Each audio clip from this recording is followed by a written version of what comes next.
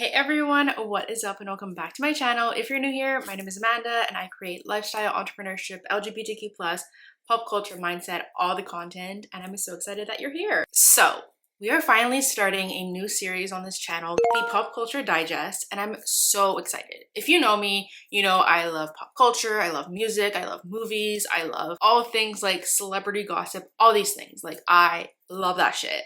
And I was thinking, how can I incorporate that into my channel without being like redundant or boring or just too like, it's hard to film like pop culture stuff when it's happening, and like I didn't want to like have to film and edit it within like 24 hours or anything like that. So I was like, what can I do? And I was like, let me do a little pop culture roundup, a monthly digest of kind of what happened in the month, some things I want to talk about, some of my favorite songs that were released, some of my favorite movies that I watched, and all that stuff. So we're going to start the Pop Culture Digest. Also about to open a Poppy, because if you know me, you also know I love me some Poppy.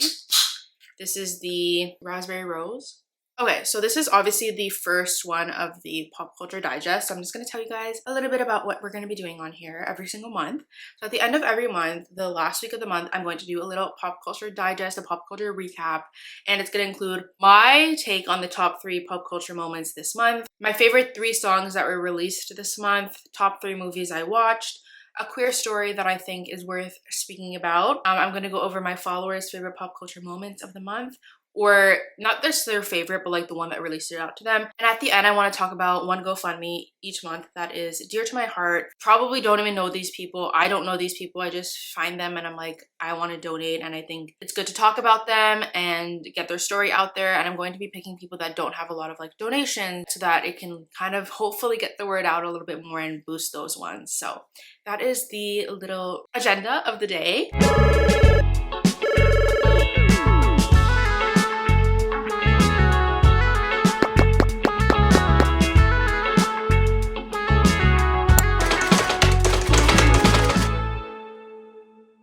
Let's just jump right into it. Coachella. Coachella was in April. It just happened. It's very fresh. I think the biggest like Coachella standout for me from like what I saw online was the Lady Gaga performance. Apparently it was one of the best performances of Coachella ever. One of the best headliners. And I love Lady Gaga. I think she's so cool, so different, but like stays really true to herself. And I watched videos from the set. I saw the outfits. I saw the whole thing. And it's like a whole production. Like she puts on a show. She puts on a production. And that was like one of the highlights for me of the pop culture month, the pop culture of April. Yeah, I think she really did a captivating performance, and a lot of people were talking about it on Twitter, or at least on my Twitter, whatever fucking world of Twitter I'm on, a lot of people were talking about it.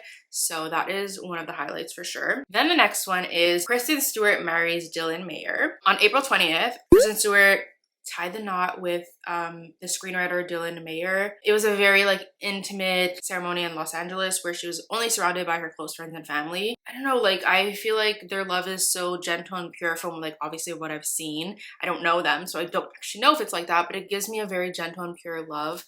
And we love to support some queer couples, and I think they met back in 2013 and then they like rekindled whatever they had in 2019. So they've been together for around 6 years and they finally tied the knot. They got married and that's exciting. I'm very happy for them. I wish them nothing but the best. And then the third one I have for this month, which is, I don't even know how to explain this. Well, I know how to explain it, but I don't know how I feel about it, is the all-female Blue Origin space flight. First of all, the videos that I saw literally look fake. Like it doesn't even look like they were in space, but like that's a whole other thing. But in April, an all-female crew blasted off into space aboard Blue Origin's latest mission. It had people like Katy Perry, and I just need to know why Katy Perry was in space. What was the purpose of this? Who chose these people? Why were they chosen? Like, they spent so much money to go to space for, I think it was 11 minutes. When all that money, like it was millions, I think, of dollars that went into this, could have been used for so many other things. Like, they could have fucking donated this money, helped out some people that were experiencing homelessness. Like, this honestly, in my opinion, was a waste of money for what? For them to go in space. And I think Katy Perry sang like a song or two in space, and that was like, what was the purpose? What was the purpose? I don't know. I don't think I'll ever know, but that was the third thing of the pop culture roundup for me. That was an interesting story. Top 3 songs that I think were released this month. I put End of the World by Miley Cyrus. So good. Love it. Then I put Tonight by Pink Panthers. I think it's just like a vibe. It's a beat. I don't know. I really enjoyed that song. And then the last song is 12 Blown Tires by Tennis, which is actually a band that my girlfriend showed me. And we're going to see them in May. So I'm very excited about that. It was just a vibey song. The lyrics are very sad and I'm a very big like lyric person. So if the lyrics pull me in, I'm there, I'm sad. So yeah, those are my 3 songs. End of the World by Miley Cyrus, Tonight by Pink Panthers, and 12 Blown Tires by Tennis. Go check them out. Such amazing singers. Everything's amazing. Those songs are my highlight of the month. I'm still trying to figure out what the song of the summer is going to be this year, because last year it was Espresso by Sabrina Carpenter. I feel like that was like the summer song. Like everyone and their mothers were listening to it on repeat. So I'm really curious as to what the song of the summer is going to be this year. Okay, so those are my favorite 3 songs that were released this month, and let's talk about movies. My favorite 3 movies that I watched this month are You There, God? It's Me, Margaret. This was directed by Kelly Freeman Craig and released in 2023, and the little summary is: discovering who you are is a journey that lasts a lifetime. When her family moves from New York City to New Jersey, an 11-year-old girl navigates new friends, feelings, and the beginning of adolescence. I thought this was like a very cute coming of age movie. It was kind of dumb, but like also funny. And it was just lighthearted, and that's what I needed in the moment, and I really enjoyed it. And then the next one is called 1001. This was released in 2023, directed by A.V. Rockwell. Times change, love stays the same, struggling but unapologetically living on her own terms. Inez is moving from shelter to shelter in mid-1990s New York City, with her 6-year-old son Terry in foster care and unable to leave him again. She kidnaps him so they can build their life together. As the years go by, their family grows and Terry becomes a smart yet quiet teenager, but the secret that has defined their lives threatens to destroy the home they have so improbably built. My girlfriend told me to watch this, and I'm glad she did. This was a very touching and sad, but like very raw, realistic movie, and I really enjoyed it, and I think that they did a really good job with the storytelling. And the third movie of the month is Roxanne, Roxanne. This was released in 2017, directed by Michael Larnell. Life is a battle. The most feared battle MC in the early 1980s in Queens, New York, was a fierce teenager from the Queensbridge Projects. At the age of 14, Roxanne Shante was well on her way to becoming a hip-hop legend, as she hustled to provide for her family while defending herself from the dangers of the street. I think this was really well done as well, and I think it really captivated me and told a story that I honestly didn't really know much about. And I think the storytelling was, once again, really good, and I enjoyed the movie, and I think that it was, again, like raw and vulnerable, and those movies really attract me. So those are my 3 movies. Next, we have our queer story highlight, and I got this from a news article, like a news outline, because I wanted to give like the specific facts. So my queer story highlight for April of 2025 is Victoria, Australia enacts comprehensive anti-vilification law. In a significant advancement for LGBTQ+ rights, the Parliament of Victoria, Australia passed a comprehensive anti-vilification law in April 2025. This legislation criminalizes hate speech based on sex, sex characteristics, sexual orientation, and gender identity, with penalties of up to 5 years imprisonment. The law is set to take effect on June 30th, 2026, and includes provisions to address potential unintended consequences, such as the Sam Care Clause. While the legislation has been welcomed by community leaders, concerns have been raised about potential backlogs due to budget cuts at the Victorian Equal Opportunity and Human Rights Commission. I think this is such a win in terms of like people being like, people having to take up accountability, and what's the word that I'm looking for? Like, people can't just say shit and like do hate crimes and things like that towards a community and like not get any like repercussions or like anything happen to them, and they just get away with it. I think this is a win and like a step forward in a way.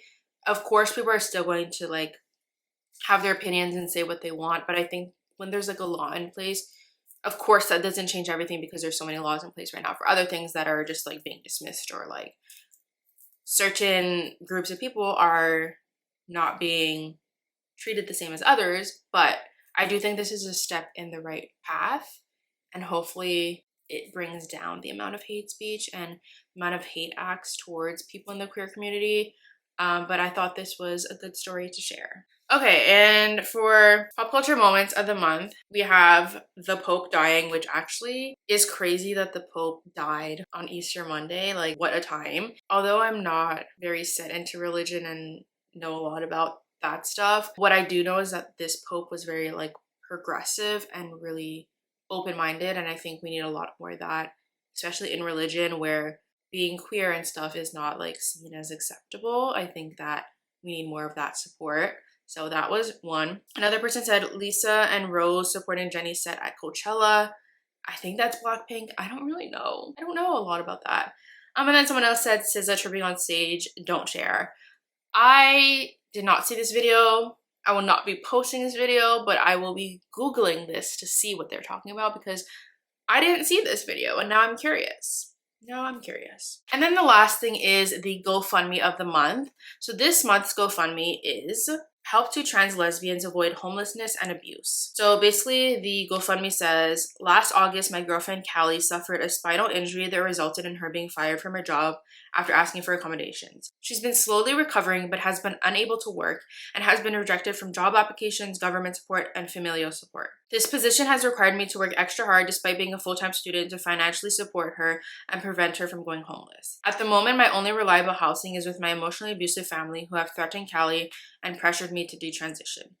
If I don't get this apartment with her, I have to move back in with them and she won't get the help that she needs. It's our hope that we can raise enough money so that way she can move from Maryland to Illinois and get an apartment with each other so that we can support each other physically, mentally, financially, and all other ways. It would save us from homelessness and abuse, but also allow us to live our best possible lives with one another. I can't emphasize how much us being there for each other in this way would help our physical disabilities and mental health and put us on track to being financially independent from our parents. Our current goal is $950. This would cover first month apartment fees, moving costs, and give us extra for groceries and essential furniture. All and any help means the absolute world to us. Thank you so much for your support. And they have a little photo of their dog. So right now their goal is $950 and they raised $90 so far with 6 donations. I donated yesterday from when I'm filming this. And I don't know, I think this story is really touching and it makes me sad that there's people that are put in these positions, and especially like with family members not having the support that they need. So when I saw this GoFundMe, I really wanted to donate and get as much eyes on it as possible. So I'm going to leave the link in the description, and even if you can't donate anything, I think just sharing it or like getting the word out about it will be very helpful towards them. So yeah, I hope that you find a place in your heart to donate, share, whatever it may be. Thank you guys so much for watching. This is the end of the first episode of the Pop Culture Digest with Amanda. I hope you guys enjoyed this. If you have any suggestions of other things to talk about, if you want to see it in a different format, if you have any feedback, please let me know.